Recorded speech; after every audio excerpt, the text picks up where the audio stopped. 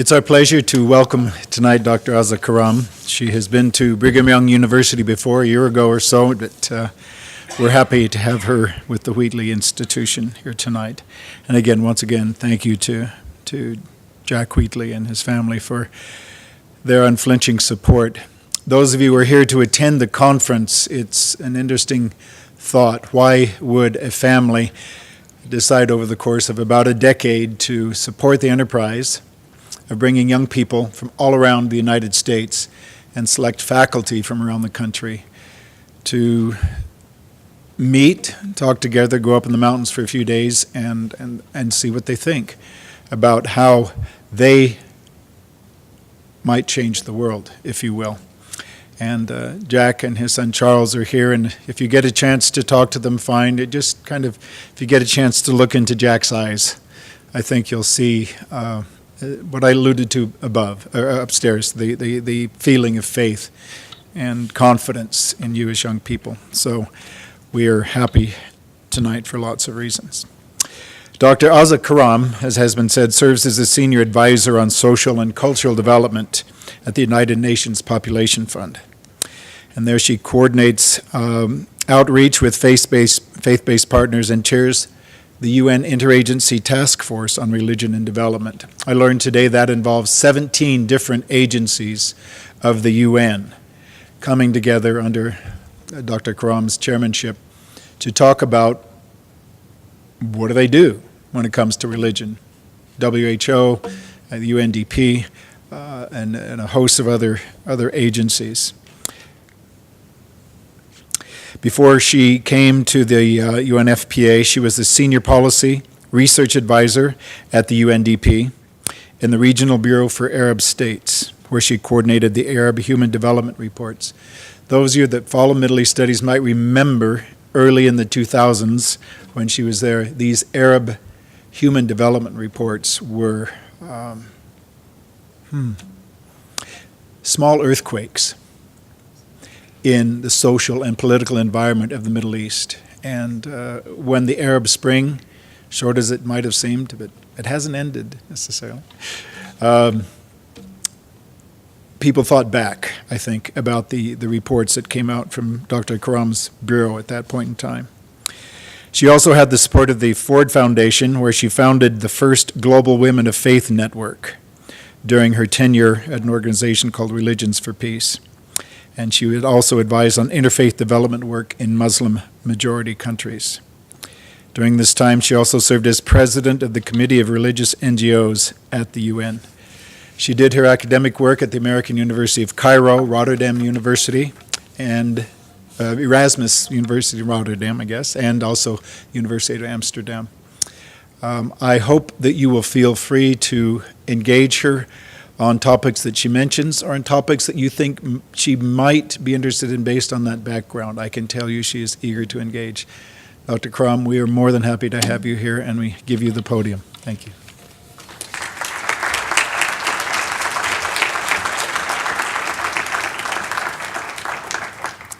Thank you very much indeed. It's actually a wonderful privilege for me to be here with you today. So I want to extend a special thanks to BYU for having me again, and certainly to the Wheatley family, but especially to the persons who I hope are now going to be my friends, Fred and Robin Axelgard, and Fred for the very kind hospitality. And I want to do a special call out of thanks for James, because I know that he was behind that my name coming onto this arena in the first place. So thank you all very much for the privilege of having me, of giving me the opportunity to be with you here today. I have, for those of you who had to hear the introduction about me twice, I sincerely apologize. Once is more than enough, but I'm happy to use this opportunity to provoke some of you so that you'll have a chance to ask me some questions after this, because it would then make it very interactive, which is something that I love very much. That, of course, is if I ever give you a chance to ask any questions. Now, it seems that we are talking about a secular age, religious pluralism in a secular age. And my contention is that we actually have never been in a secular age.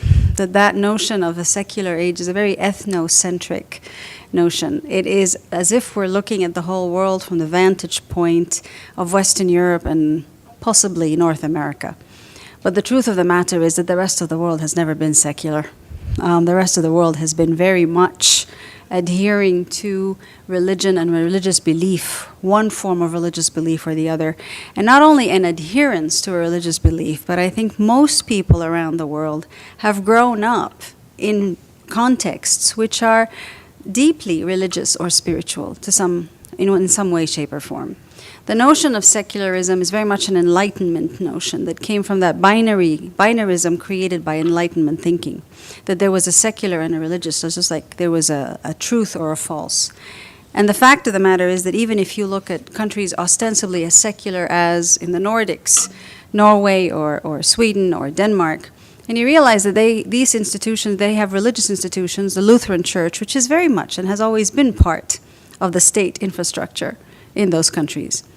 If you look here in the United States, I think you'll realize that for the last few administrations, prayer breakfasts are a common occurrence where people actually pay money to come and rub shoulders with politicians as a matter of course, and they're very highly valued, and it's a lot of money. Why would you have prayer breakfasts in a secular political context? And why would they be very highly valued unless there was a clear purpose behind prayer meetings? Even in very religious countries like Saudi Arabia, I'll wager you they do not have prayer breakfasts. So therefore, this entire idea that we actually have a secular age is really more a description of a reality which is contested of a certain part of the world. But it is not and has not been a reality for most of the world. So given this particular critique I have of the notion of a secular age, what has religion really got to do with it? And it's very interesting because we tend to think of religion as though it's one thing that you could sort of quantify and then address. And the fact of the matter is that religious realms and religion is a very complicated set of entities and realities and institutions and actors, and we try to simplify it as much as we can, but the truth of the matter is that the realm of the spiritual or the religious is a very wide, complex, complicated, and diverse realm, that it changes and influences cultures, and that in fact it is often inappropriate to think of a culture which is devoid of any religion.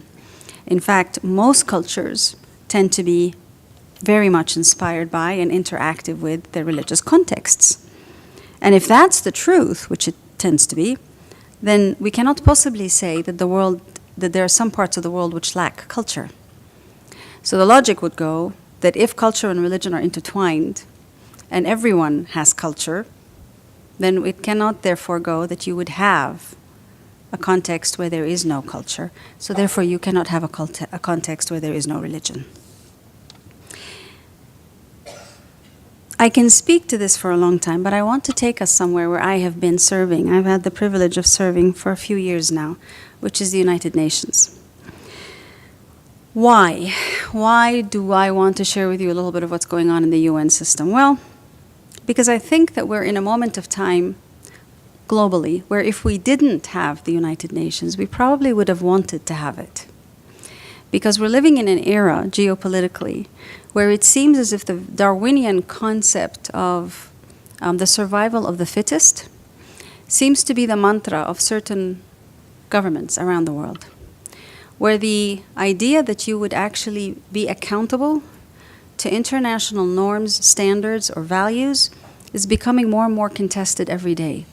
And it seems more like the more powerful the nation, the more it is entitled to do what it needs to do for its own survival. And given this particular reality, it is even more imperative than it has ever been that we would have a space where nations can at least hold each other accountable and come to the same table and have the conversation with one another. Most conflicts or wars around the world begin when people stop talking to one another. Tensions are a normal part of life. What governments do in context of tension is they will, if they stop talking, they will go to war. And at this moment in time, we can ill afford a context where nations do not talk with one another. And if there's one thing that the UN system is very good at, It is to convene. It convenes as a matter of course. The United Nations convenes. And we often get tremendous amounts of grief for you're meeting and meeting and meeting after meeting. Yes, it's true. It's meeting after meeting. Again, when the meetings stop, when the interactions stop, that's when trouble begins.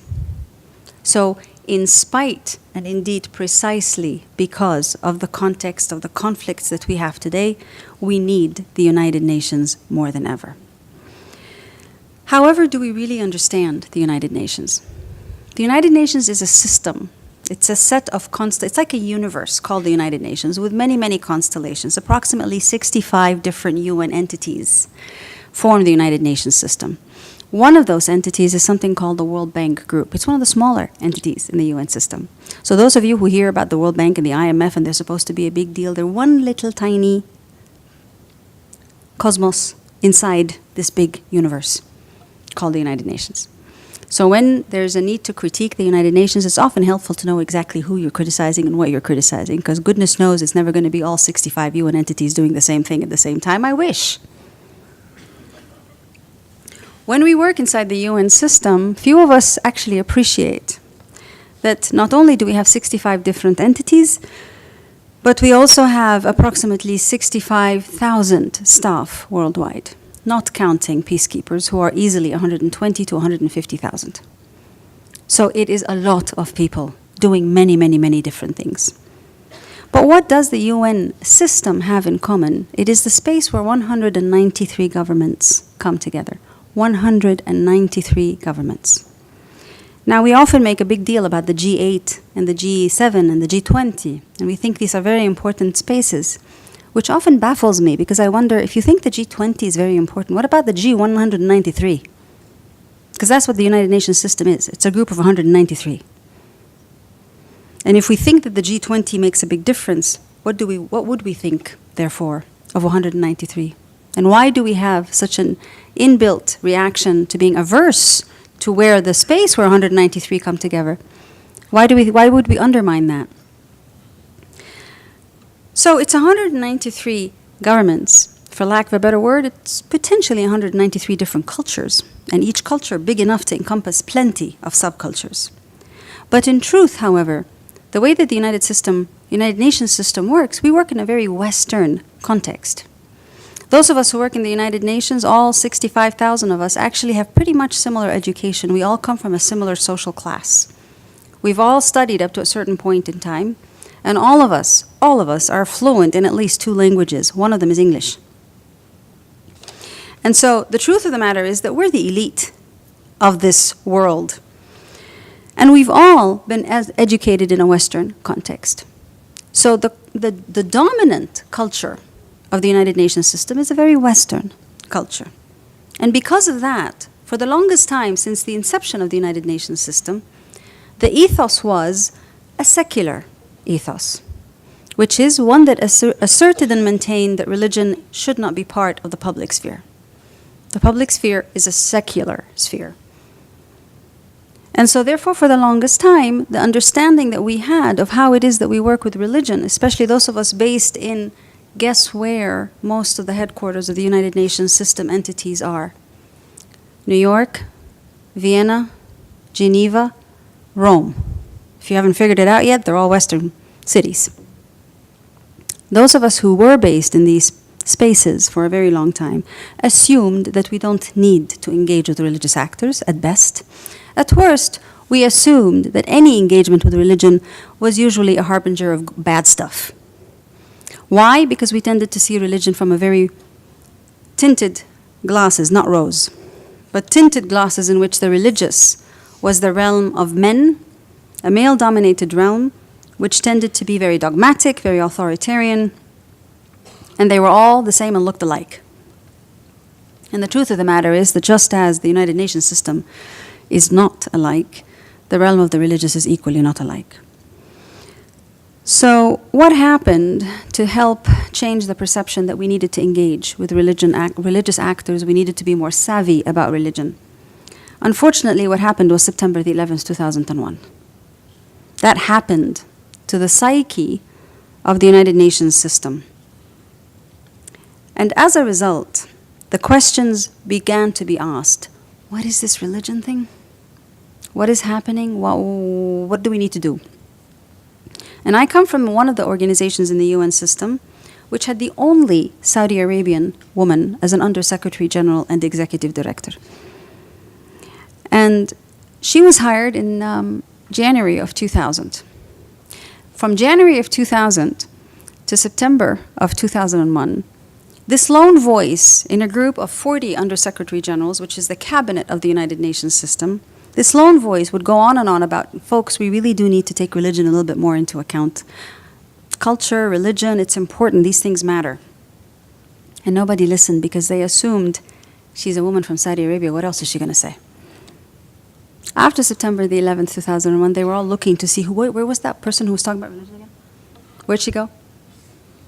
And that began, unfortunately, or fortunately, depending on which way one looks at it, it began an interest inside these policy hubs in Geneva, Vienna, New York, Rome, to try to understand, okay, so what do we do with this religion stuff? What does that actually mean? And therein began the journey towards what we know today, which is the UN interagency structure or modality that tries to deal with religion and religious issues. So what have we done? How did we deal with this religion dimension? Remember, I told you religion is a much more complicated and complex realm than the UN.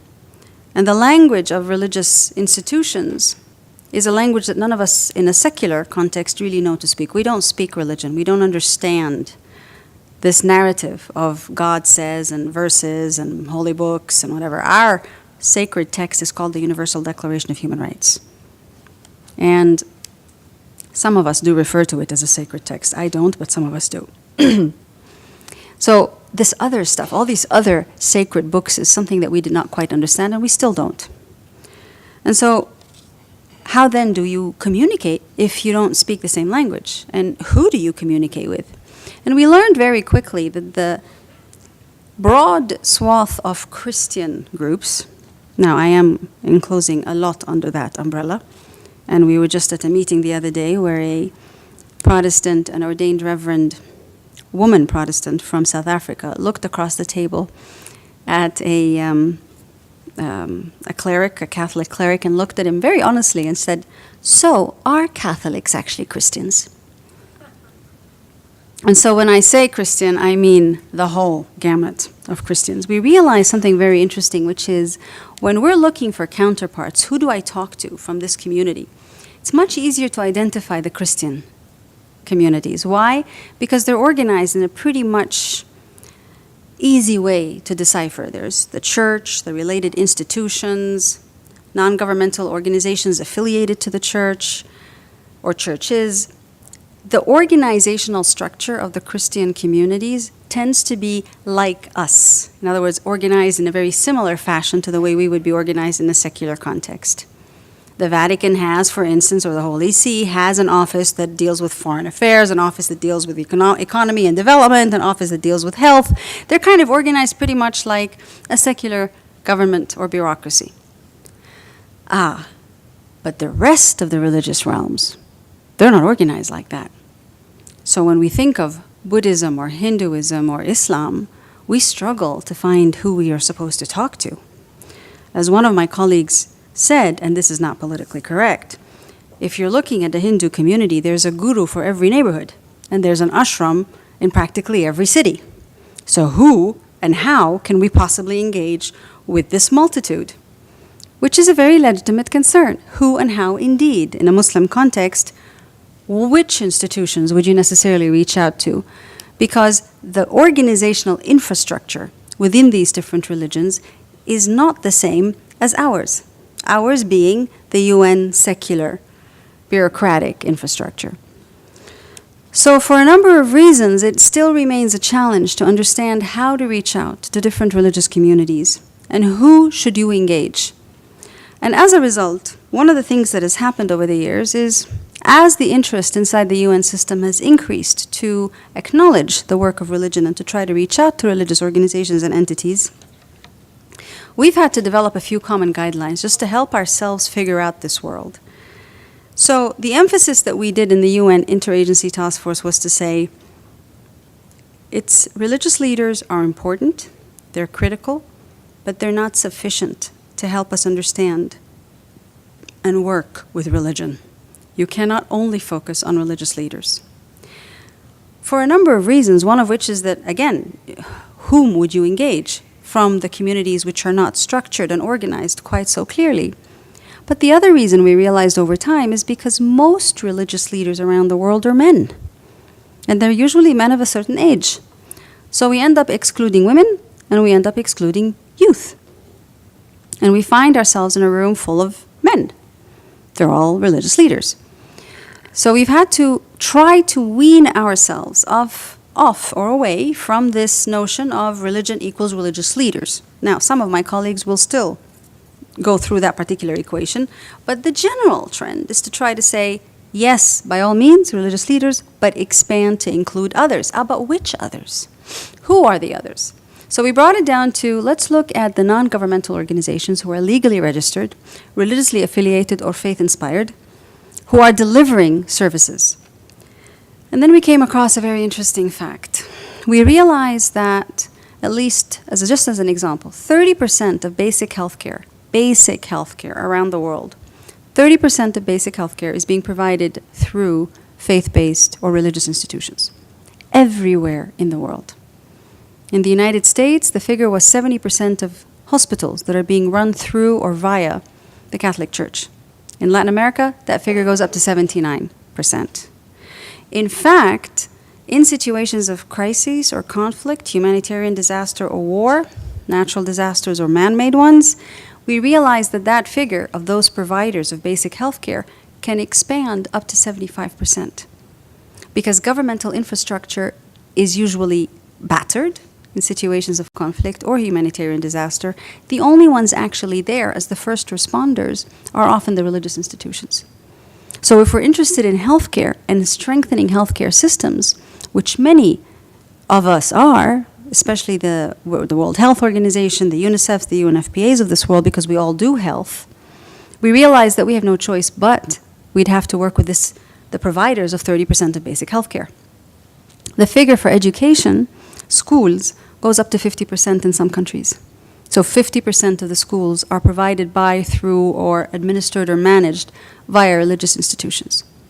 And you realize that at this rate, if we're talking about basic social service, in an ordinary context, religious institutions are the basic service providers. And if it's in situations of in situations of humanitarian disasters, religious institutions are the only, sometimes, service providers.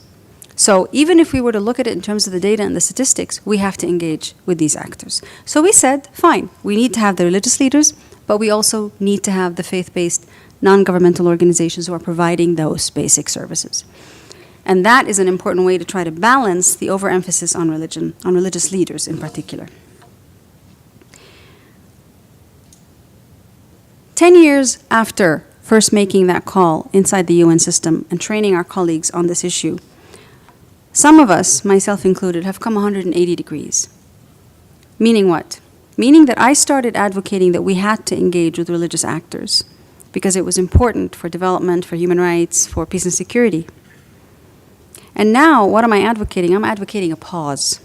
I want us to press the pause button for a while. Why?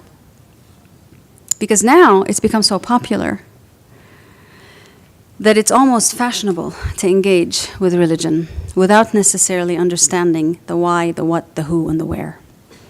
We're engaging without thinking and without reflection. And what have we decided, what have we actually managed to do? Well, we've managed to actually create a separate pedestal, this moral high ground on which we position religions, which was not the purpose. The purpose was not to elevate the religious institutions or the religious leadership. The purpose was to engage, to serve communities, engage everybody in the civic space. And in a context where everywhere in the world there is a genuine concern about a shrinking civil space, we need to make sure that that civic space is wide, is alive, is well, and we should not be in the business of creating good or bad guys. We've also realized that because we're so busy giving the religious institutions and religious leadership this pedestal, this moral pedestal, we've ignored, to a large extent, many of the secular actors, because we're so busy seeing these as the ones that matter most, and we've ignored the secular communities. So in a way, we have inadvertently further split the civic space. We've also realized that because Christian organizations writ large are some of the most easily identifiable when we're opening that space of policy making and consultations, we've realized that we've given Christian actors, Christian NGOs, an inordinate amount of political influence, because we keep getting them to the table all the time. And the room is still largely filled with Christian organizations. That means that we're looking at the prism of religion through the prisms of Christianity. And that cannot be right in a world in which there are many, many faiths. And because we are further encouraging and putting on a pedestal the religious and the Christian communities around the world, obviously the concerns of the Christian communities will be the most overriding. And so therefore, slowly but surely, we're moving the focus from development, health, education, nutrition, sanitation. We're moving the focus from that to the focus on freedom of religion and belief. Now, freedom of religion and belief matters enormously to everybody, don't get me wrong. But we cannot possibly see the realm of human rights, peace and security, and sustainable development as only a matter of freedom of religion and belief. And even if we agree together that freedom of religion and belief is foundational to all other freedoms, you still cannot focus on only one freedom at the expense of all the others. So what we found ourselves doing inadvertently, and some of us without necessarily caring, but we found ourselves slowly moving the pendulum to only looking at issues of freedom of religion and belief as though those are the only foundational issues that are related to religion, as if religion is all about freedom of religion. But we all know that freedom of religion and belief is one of other concerns that relate to the realm of religion. So for instance, for those of us who are arguing for the importance of prioritizing freedom of religion and belief, we often tend to forget that sometimes the very same communities whom we would seek to empower because they're religious minorities, sometimes these very same communities have very serious issues when it comes to women's rights. That yes, they are, perhaps, in many ways, an oppressed religious minority, but that they are also contexts in which other human rights are being seriously challenged, such as women's rights, such as the rights of gendered groups and communities. So we are championing the freedom of religion and belief of a certain religious community while overlooking some of the very serious other human rights issues that exist within those communities. So we have effectively tried to elucidate the world of religion into the realm of freedom of religion and belief. And the truth of the matter is that the UN has spent a good amount of years building a community of faith-based organizations who are partners to the UN system. Many, many years. These have been partners around the issues of development and humanitarian assistance. Those are very specific areas of social service. And if we are in the business of supporting the social service provision for all communities at all times, not everybody who's busy delivering hospital beds and making sure that birth is safe in different communities, not every one of those is equally equipped to be advocating for freedom of religion and belief. This is not a skill set that comes by virtue of being religious.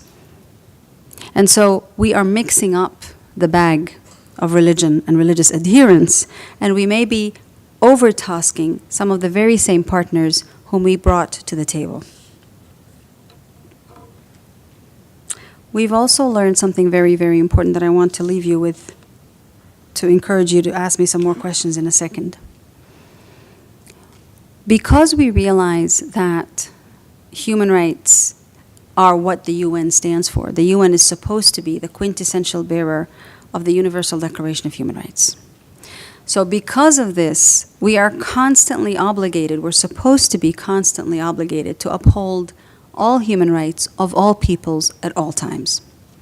But one of the lessons we're slowly but surely learning from engaging with different religious institutions is that some religious institutions are feeling now empowered to come back to some of the UN actors and say, so you want us to work with you on issue ABC? Of course we do, we say. Yes, please, we've approached you to partner with us on this particular set of issues. Fine, says some of the religious actors. In which case, we would expect that you don't work and that you refrain from working anymore on the other issues that we are very uncomfortable with. And that conditionality in terms of partnership, you can imagine that that's a legitimate thing. You want to partner with us, well, here are our conditions. But we've never had to have conditions imposed by religious institutions before. And to be in a situation as a multilateral organization in a context where multilateralism is seriously endangered through the acts of certain governments, and then to be faced with this imposition of conditions from certain religious communities around the world, I leave it to your imagination how healthy that could potentially be. Thank you.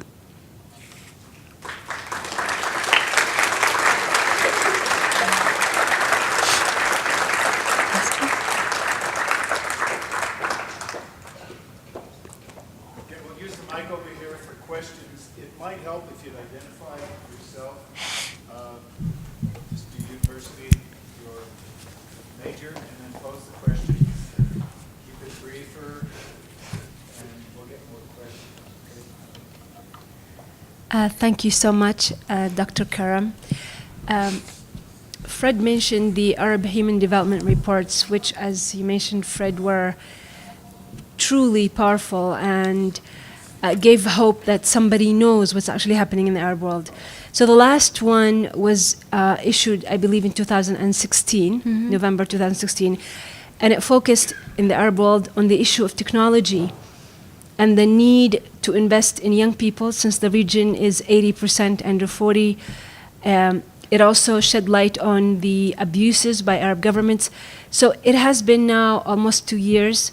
I was wondering if you could share with us where that region that is causing a lot of the issues in the world with refugees, armed conflict, religious intolerance, etc. If you have any insights of where it's going, if there's any impact for that report, if you have another one coming, what will it be saying? Thank you. Should I take a few questions or answer one by one? You can guide me. Okay.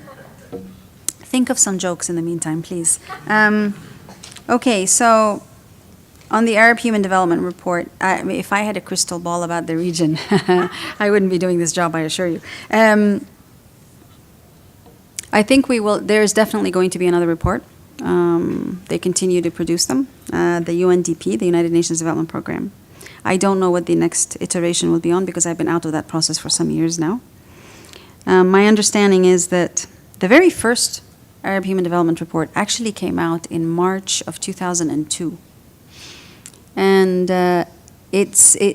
it looked as if they were responding, that report was actually responding to some of the many questions that have been raised as a result of the September 11th, 2001 issues. Actually, the report was already in print when September the 11th, 2001 happened.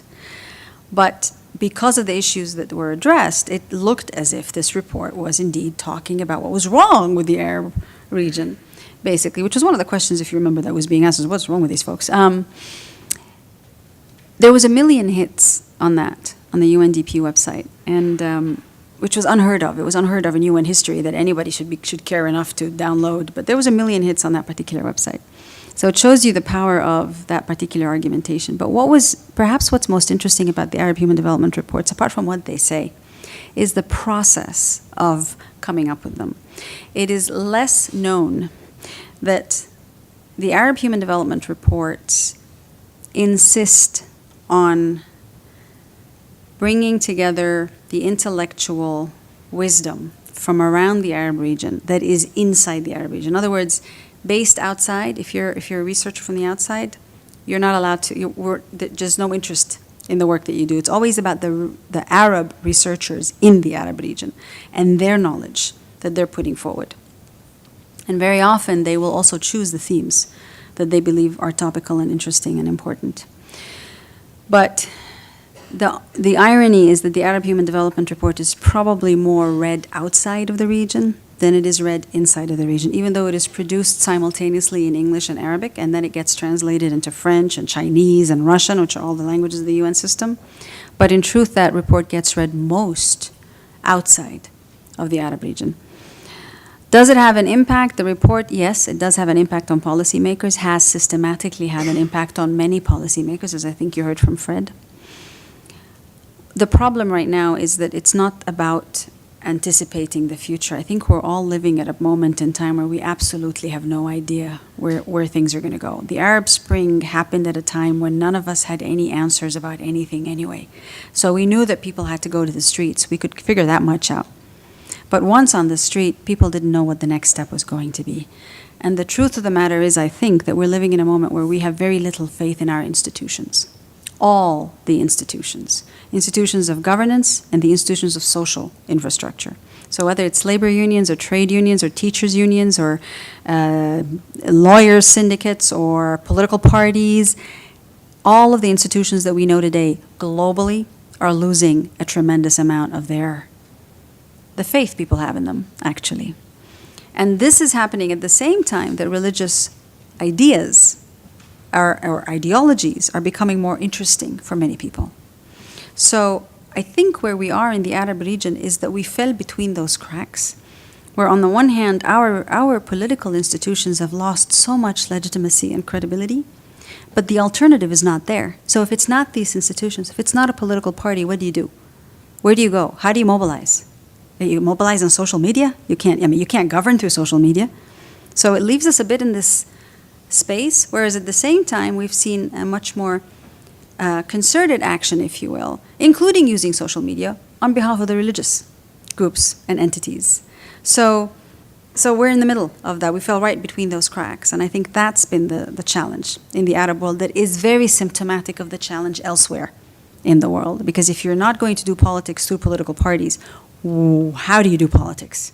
And where would you get that legitimacy? So I think that's I tend to see the Arab region as a manifestation of all the ills everywhere else in the world. But it's not unique.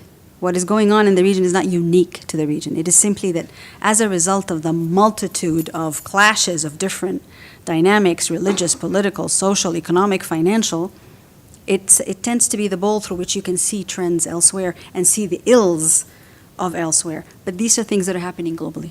They're not just happening in the Arab region. So stay tuned.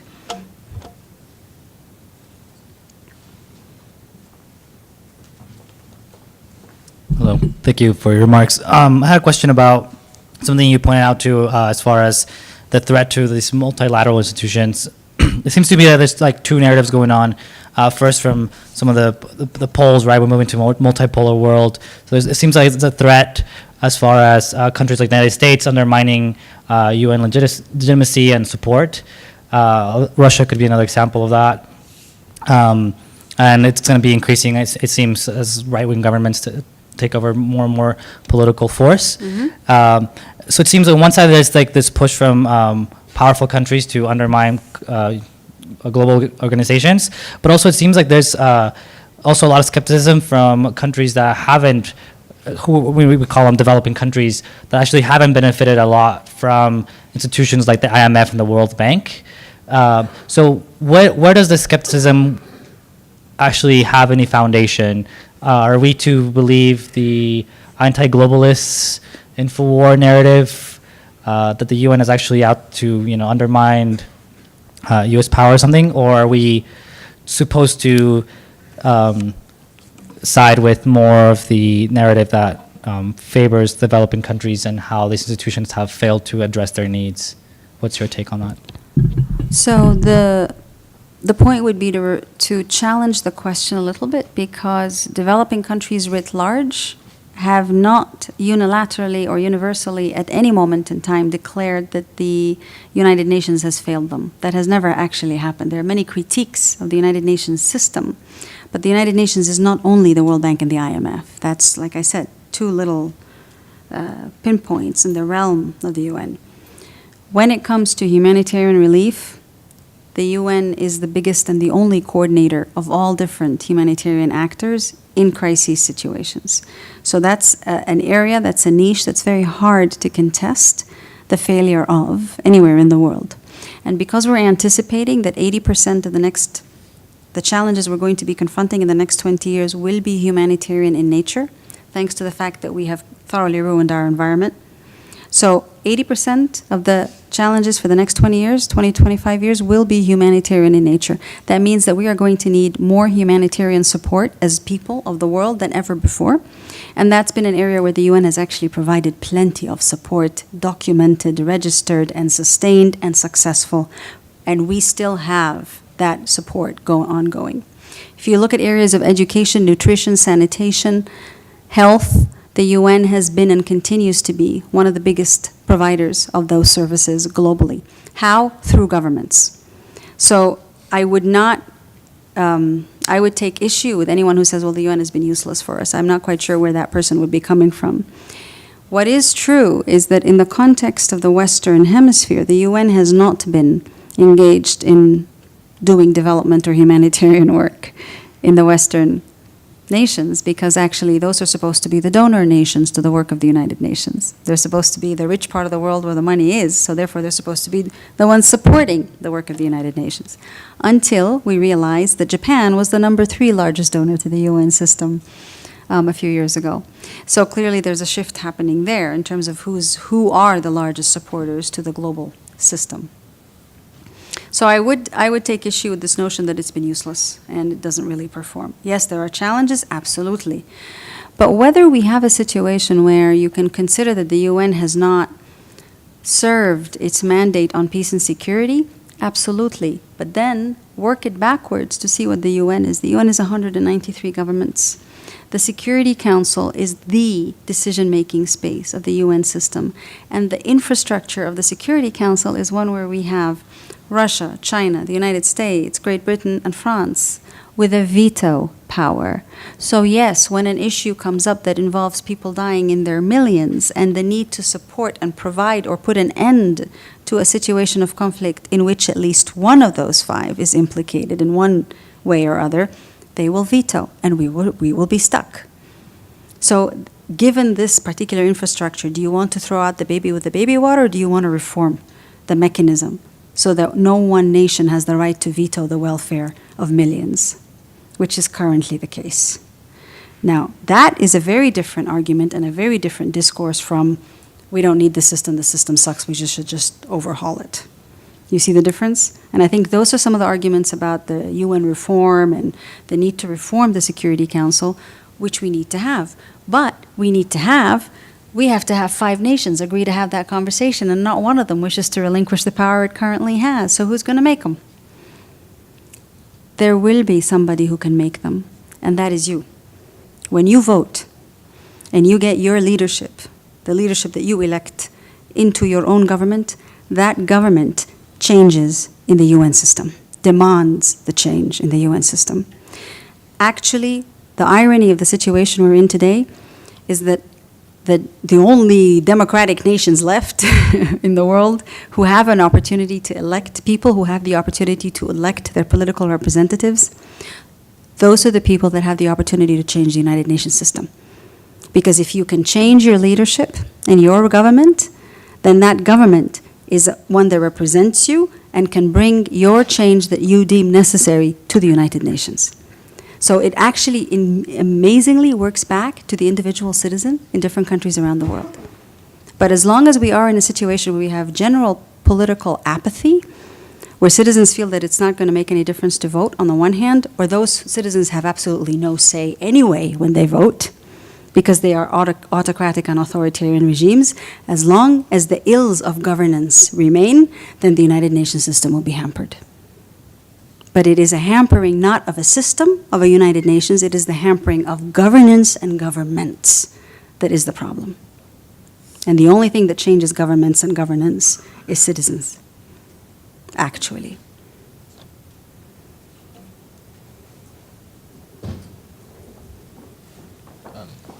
My name is Clayton. I'm a student here at BYU. So you spoke a little bit earlier about the kind of Western binary idea of religion and secularism. And I think that there's a lot of societies, obviously, in the world where religion as a separate definable entity doesn't really exist. It's kind of synonymous with just culture.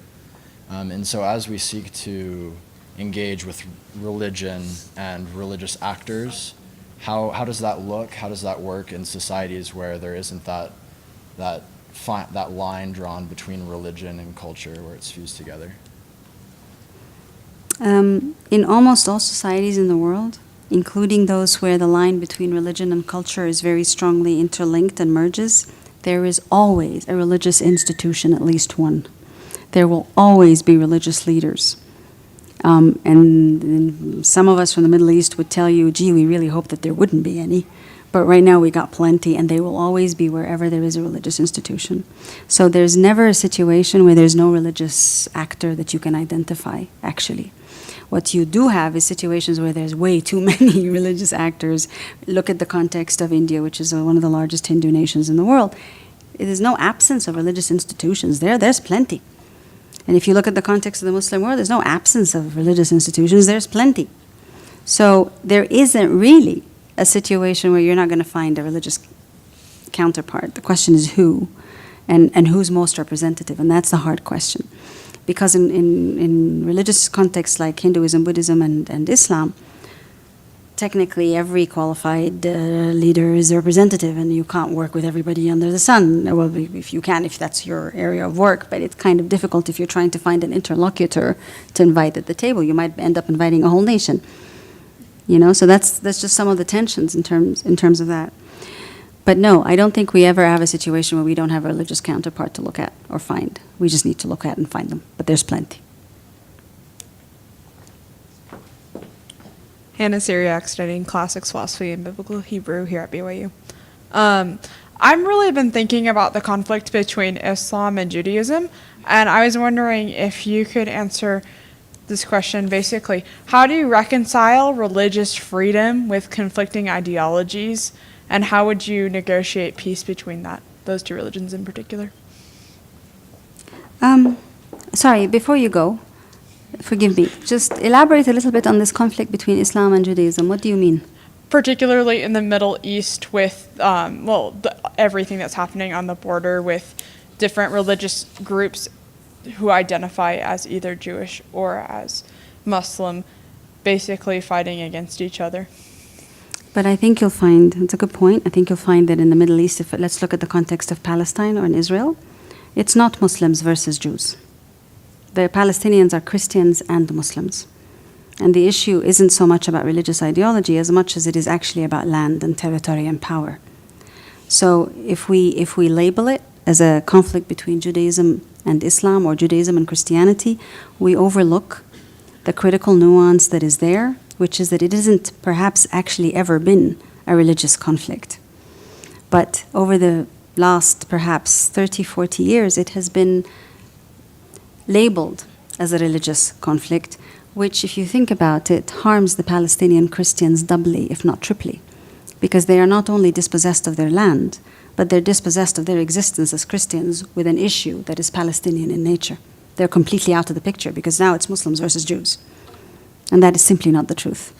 And I think being able to look at the nuances of what exactly is the problem, is it really a religious ideological problem between these communities, or is there other things that are impacting on the tensions and the hatred between the communities?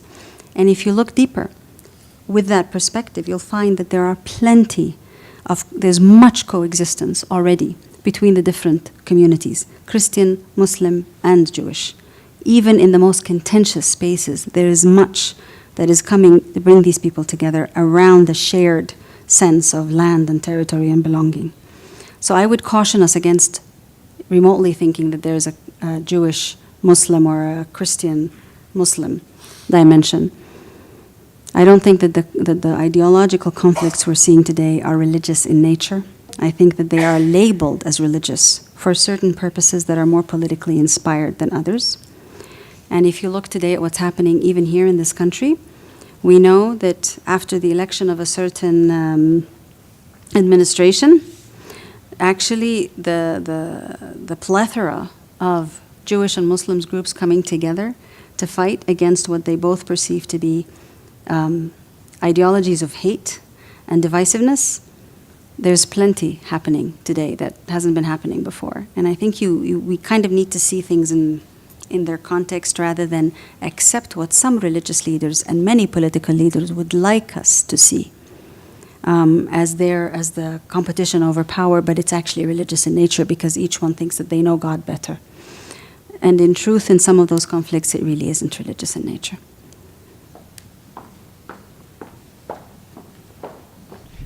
Hi, Dr. Karam. Thank you very much for your presentation. My name is Michael Severing. I'll be graduating double major in philosophy and religious studies, particularly interested in Islam. I was wondering if you could tell us anything about interfaith efforts that are taking place in regions or countries that are that experience more violent jihadism. What efforts are being made for greater interfaith understanding and peace? So, has anybody here heard of Antonio Gramsci? My, oh my, am I dating myself? Yeah, okay. A famous Italian philosopher, theorist, ideologue. And one of the things he spoke about, which I'm sure everybody else has spoken about since, but I remember him because it was my time when I was studying. Not because I was coexisting with him, but because I studied him, just to clarify.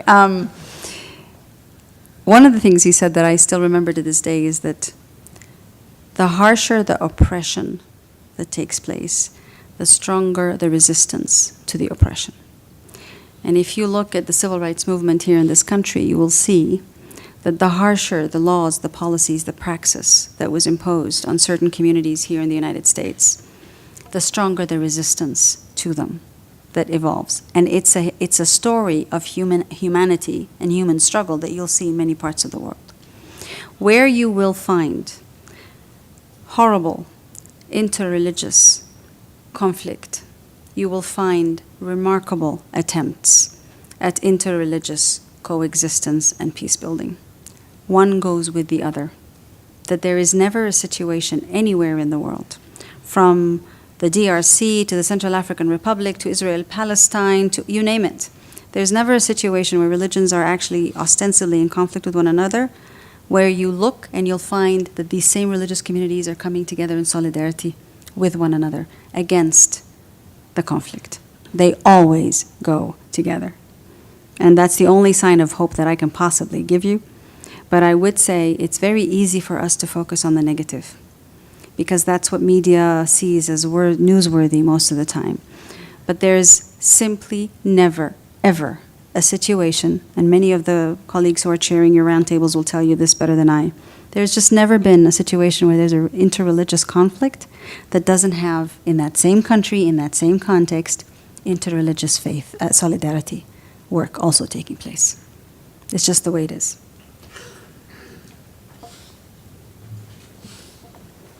My question is about how we can bring women out of the background and into the foreground policy change, both in the Western sphere and in the Eastern sphere. Elect a woman president next time, Yeah, please. that would help. That would be the hope.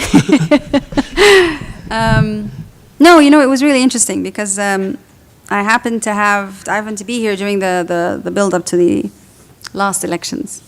And I had moments where I would just think, wait a minute, wait. I was listening to certain discourse about women, and I couldn't believe that I was hearing this here in the United States of America. I really couldn't. And it felt like something I would have believed it had I heard it in Saudi Arabia or Egypt.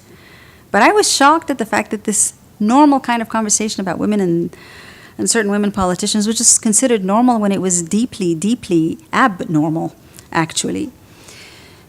So one of the things we're all confronting right now is a misogynistic backlash, I believe. I think we're living at a moment where, precisely because we have seen a massive wave over the last 2 centuries of women in the public space, and it's become normal to have women in the public, normal in some parts of the world, to have women in the public space, that there is therefore a backlash against that.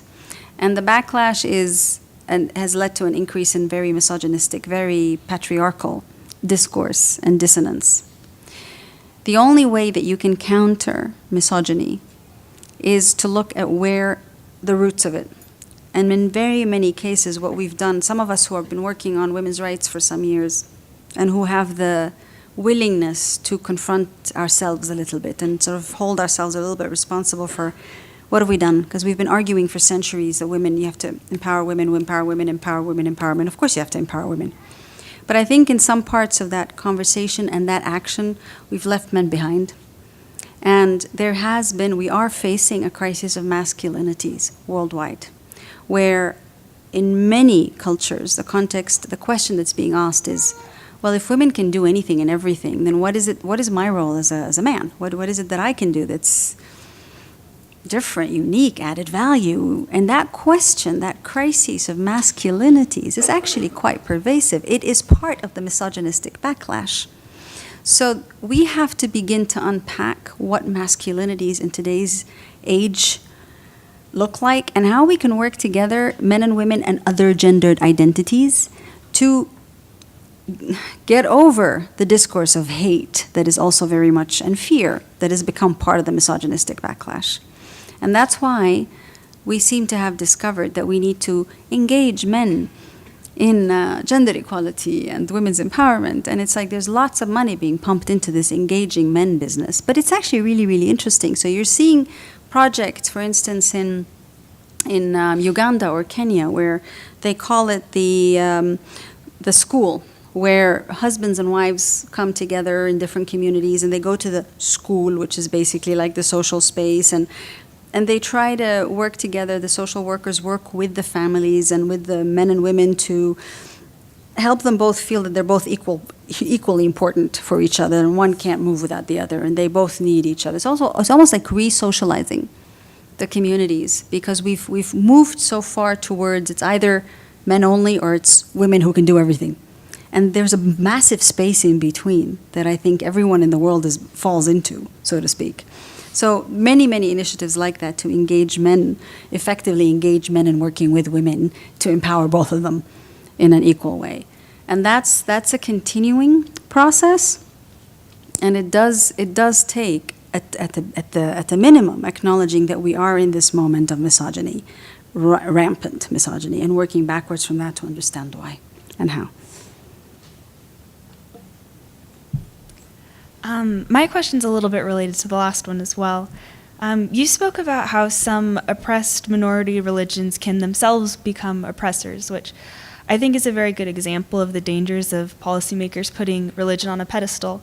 From a UN perspective, I'm interested in knowing if there's ever difficulty in distinguishing between what is oppression, especially more subtle oppression, and what's culture. I think that this issue must be very related to religion. I'd like to hear your thoughts.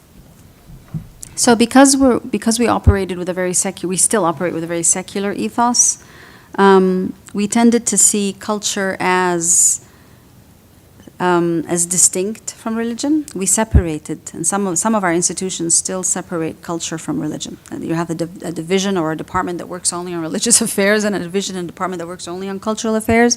And for the life of me, I can't figure out how they do that, but they do that. But because we've done that, somehow we tend to say that, okay, so all the bad stuff that's happening to, say, women, violence, harmful practices, etc., it's because of religion.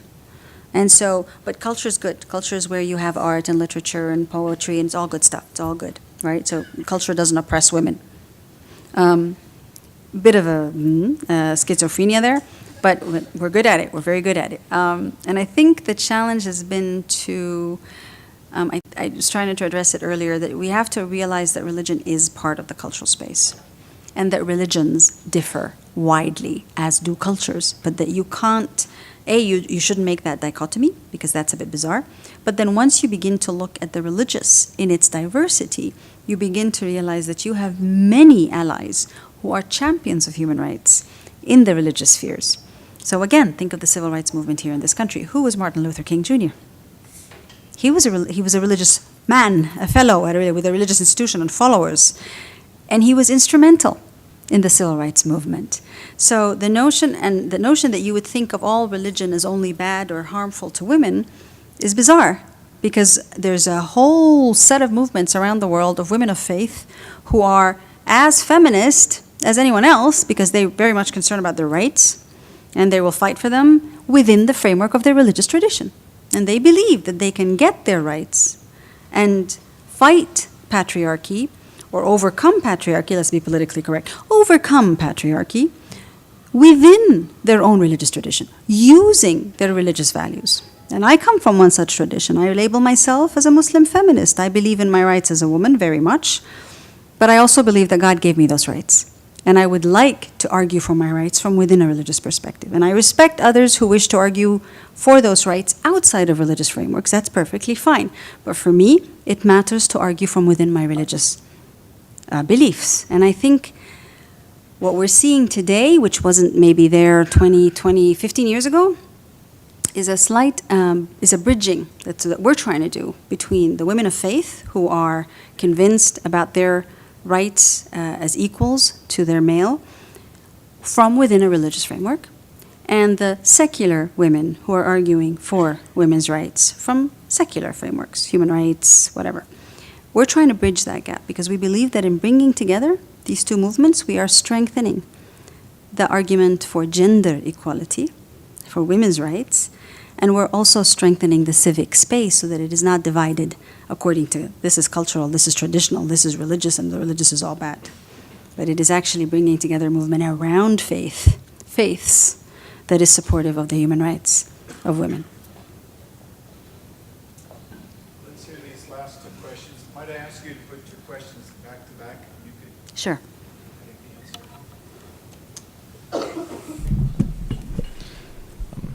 As I was listening to your presentation, and thank you, by the way, for coming, it was very good.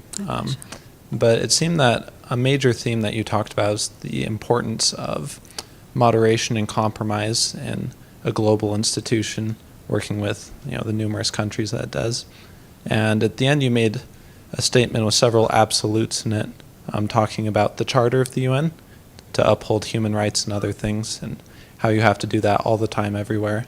And so working with religions on a conditional basis to only uphold some of those would be, I believe you said, a dangerous compromise or something of that nature. But with the number of countries chartered under the UN, there sometimes are compromises where they'll work with nations who don't uphold all of their values but want to work with the UN and for certain reasons like humanitarian.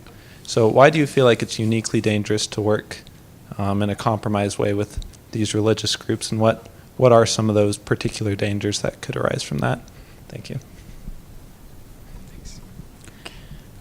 You talked about like 20 plus years of humanitarian work that we're going to need to, work on. Could you just elaborate on that a little bit? Right. And maybe how it relates to like the environmental work that needs to take place, and also maybe what roles the different religions in the world have to play in all of that?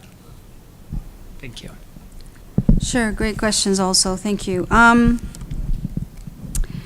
So there is indeed, where did the gentleman who asked me the question about the dangerous compromise, human rights, where did he go? There you go, hi.